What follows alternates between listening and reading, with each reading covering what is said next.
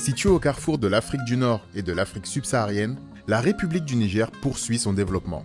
Possédant des frontières communes avec 7 autres pays, le Niger bénéficie d'une proximité géographique stratégique aux fortes potentialités et aux enjeux multiples, avec un accès à un marché de plus de 500 millions de personnes. Le climat des affaires s'est considérablement amélioré. Nous avons un code des investissements très attractif. Nous sommes un pays connu avec d'énormes potentialités minières, pétrolières. Mais nous savons également que lorsqu'on regarde la structure de notre économie sur le plan agricole ou agropastoral, parce que l'élevage c'est un facteur important au niveau de notre économie, nous avons un avantage comparatif énorme. Depuis 2017, le Niger offre un environnement dynamique et favorable aux entreprises présentes grâce à un cadre juridique incitatif. Des réformes ambitieuses ont été engagées pour assainir le cadre macroéconomique et améliorer le climat des affaires. Le secteur industriel est l'un des leviers majeurs du développement économique du pays. L'État a mis aussi des dispositifs institutionnels pour accompagner l'investisseur, que ce soit l'investisseur privé nigérien ou venant de l'étranger, pour pouvoir lui permettre de faire facilement ses formalités d'abord. Il y a un dispositif qu'on appelle la maison de l'entreprise pour la création des entreprises. Tout ce qui est création, dissolution ou augmentation du capital, en tout cas, c'est fait à un seul guichet. À bout de 72 heures de temps, vous pouvez facilement créer votre société sans aucun problème. En maintenant une croissance moyenne de 9,3% sur la période 2022-2026, le Niger dispose d'un potentiel économique immense, notamment avec des secteurs clés tels que l'élevage, l'agriculture et l'énergie, qui constituent des atouts considérables susceptibles d'accélérer la croissance.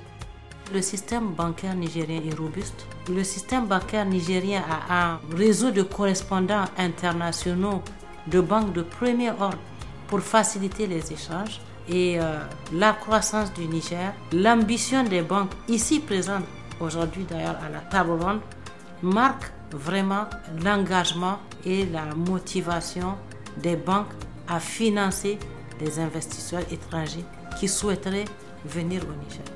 Sur le plan de l'environnement des affaires, sur la période, les mesures que nous avons mises en place ont fait que, au niveau du classement des pays par facilité ou l'amélioration du climat des affaires, nous avons eu à gagner 12 places dans le classement des pays qu'on classe à l'échelle mondiale. Le dernier indice de développement humain qu'on a publié montre bien que le Niger a connu une progression assez significative. Le pays dispose d'incroyables ressources naturelles encore sous-exploitées. Les infrastructures réalisées sont génératrices d'emplois et celles en cours, telles que le projet de construction du barrage de Kandadji, permettront à la population du pays d'accroître la production de denrées alimentaires et favoriser l'accès à l'électricité.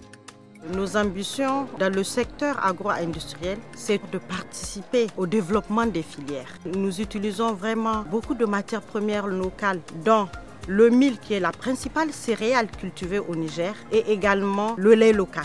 En 2014, quand la maison de l'entreprise a démarré, le Niger était à une moyenne de création de 2300 entreprises.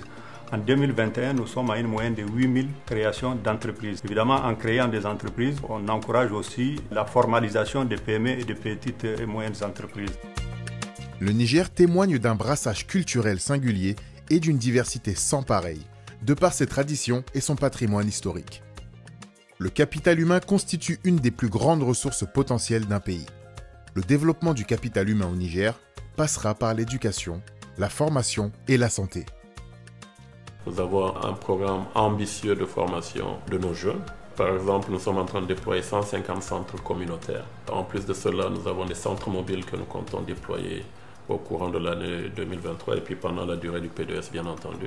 Et notre objectif, c'est que dans chaque commune du Niger, on en a plus de 200, qu'il y ait un centre numérique qui soit présent. Donc là aussi, c'est des opportunités. C'est amener des services le plus près possible des populations.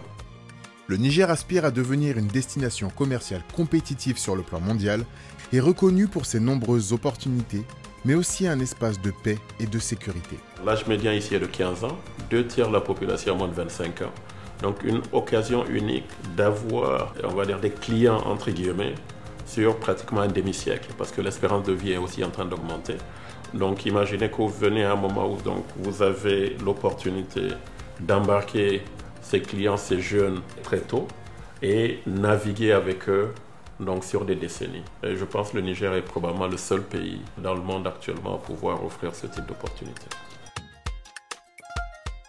Le Niger est l'un des pays d'avenir du continent africain, sinon le pays d'avenir. D'importantes réformes sont en cours pour permettre à l'épanouissement et à l'investissement direct étranger de s'épanouir davantage.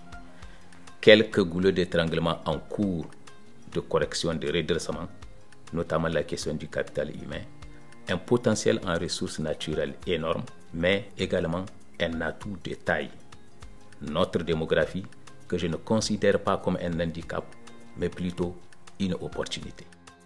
Avec l'ambition de devenir une nation pacifique et bien gouvernée, avec une économie émergente, durable et inclusive, la République du Niger est un pays d'échange où tout investisseur, sans distinction d'origine, est libre de s'installer et de développer ses projets dans les meilleures conditions.